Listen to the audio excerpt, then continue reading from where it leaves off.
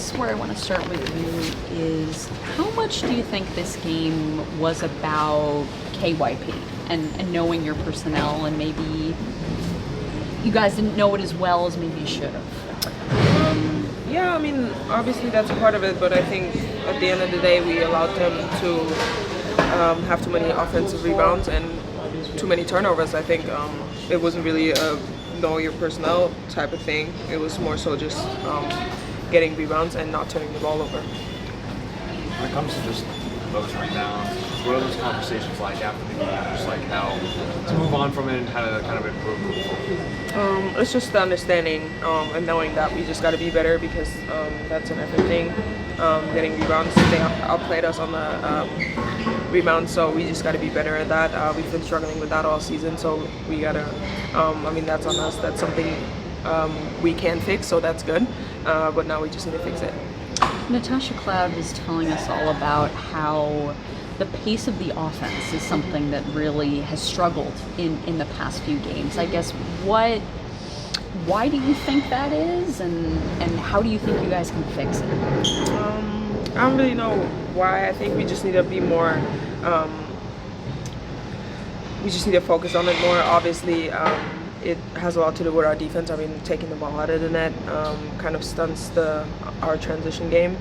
So it really is getting defensive stops so that we can run on the other end.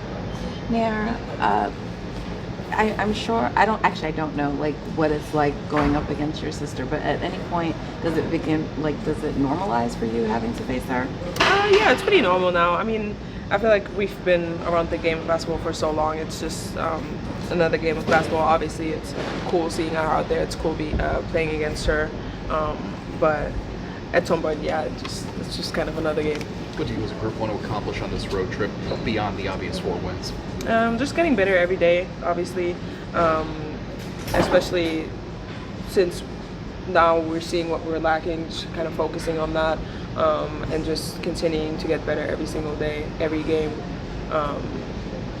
and kind of focusing on the things that we need to get better at, because it's still early in the season. We still have a lot of time to get better at those things. So it is actually good that we are faced with that issue now. You're on a road trip, and sometimes with road trips, teams can get closer, especially a team that's still kind of learning chemistry-wise. So I know sometimes we talk about road trips being maybe a negative thing, but how important can this road trip for you guys just continue to keep on building that chemistry? Yeah, I think it's going to be fun. I mean, I love road trips. I think it's going to be a good one, especially because it's so long. We hit a couple cities. They're cool cities too, so I think we're all excited. I mean, obviously, I think everybody loves playing in Seattle, the new franchise in Golden State, so I think everybody's excited for that game too. And then we get to go to Phoenix and play them again. So I think we're all excited about the road trip. It's always fun traveling. I mean, that's like one of the coolest parts of the job, is just being able to travel with your teammates and getting to see different cities. Is there any mindset change for you, especially like going forward, if JJ is going to be out when you approach the game? Is there any like mindset change that happens for you? Not really. I mean, obviously it's just me kind of trying to step into a bigger role, trying to fill JJ's shoes. Obviously she is such an impactful player on that team. And I mean, it's not just me, it's everybody on the whole roster that needs to step up a little, because she's such an amazing player. It's not up to one player to do that. But just kind of being aware of me playing more minutes, me being more involved in everything, and kind of focusing on the things I do best to help that team, whether it's setting screens, getting on the glass, yeah. A few more?